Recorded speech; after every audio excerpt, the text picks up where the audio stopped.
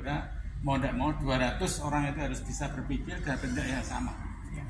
Karena 200 orang itu terpecah di berbagai kecamatan, berbagai daerah, dan sekaligus orang-orang yang bukan anggota partai tapi dia pendukung partai.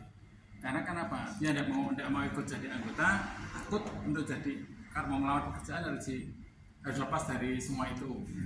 Ya Pak, yang penting saya mendukung. Oke, kalau mendukung, namun saya berpikir bertindak, saya bergerak secara tersebut. Jadi kan setiap gerakan kita itu kan tidak selalu dimonitor oleh orang lain. Mungkin kita hanya pakai kawasan celana pendek, ngobrol-ngobrol di warung atau di tempat kerja kalau di apa, tapi tujuannya kan satu. Visi misi kita harus sampai ke telinga warga masyarakat. Sepaham atau tidak, yang penting kita sudah menyampaikan.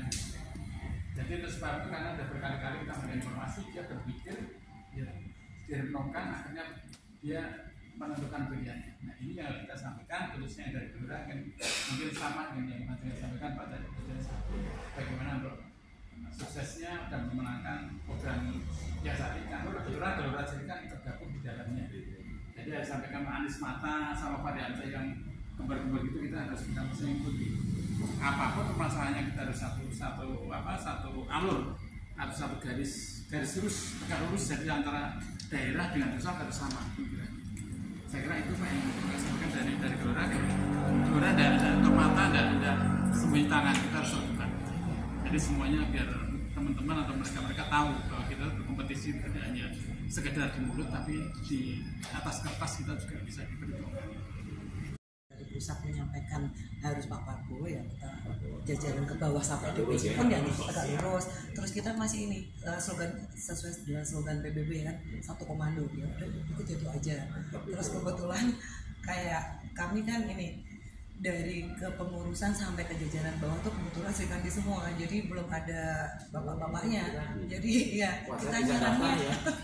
kita nyarannya memang ke ibu-ibu PKK Dawis kemana-mana itu teman jogging senam apa kebetulan perempuan semua. Jadi strukturalnya dari atas ketua KSB-nya sampai ke anggotanya semuanya perempuan.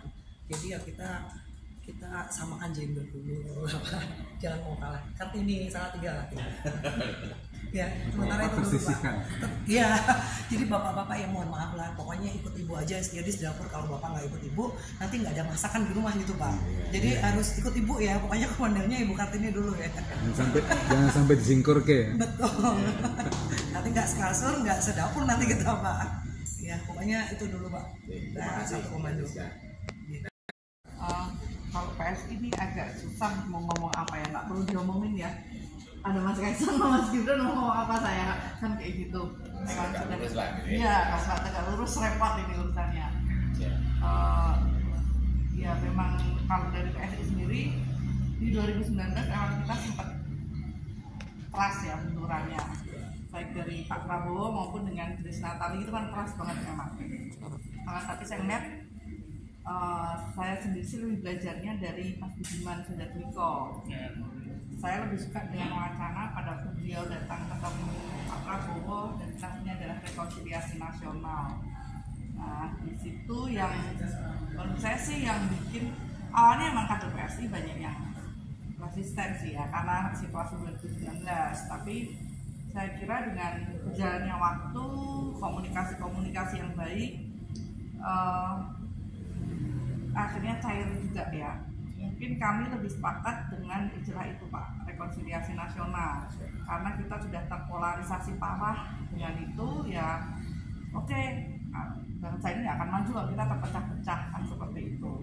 Akhirnya Pak Jokowi sudah menunjukkan hubungan paling maksimal nih kayaknya ya. Deklarasi kan juga kayaknya paling ramai dari PSI ya Pak, maaf ya partai lain kan gitu.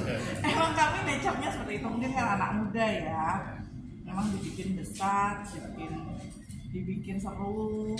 Saya lihat kan juga dari Gerindra, dari timnya Pak Prabowo itu emang seru juga waktu nantangin PSI kan ya, PSI kapan deklarasi kan gitu nih. Nah itu emang sempat seru juga sih dinamikanya karena anak-anak muda, dan memang saya lihat dinamika politik Pak Prabowo di generasi yang muda-muda ini cukup bagus sih.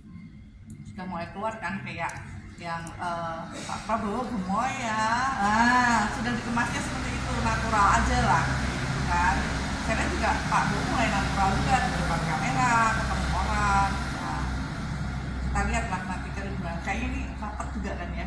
So kebetulan rapat nih. Cuman memang kalau kita mau ngomong yang susah kami jawab nih untuk Pak Prabowo ini memang isunya emang terkait peristiwa-peristiwa lalu. Ya,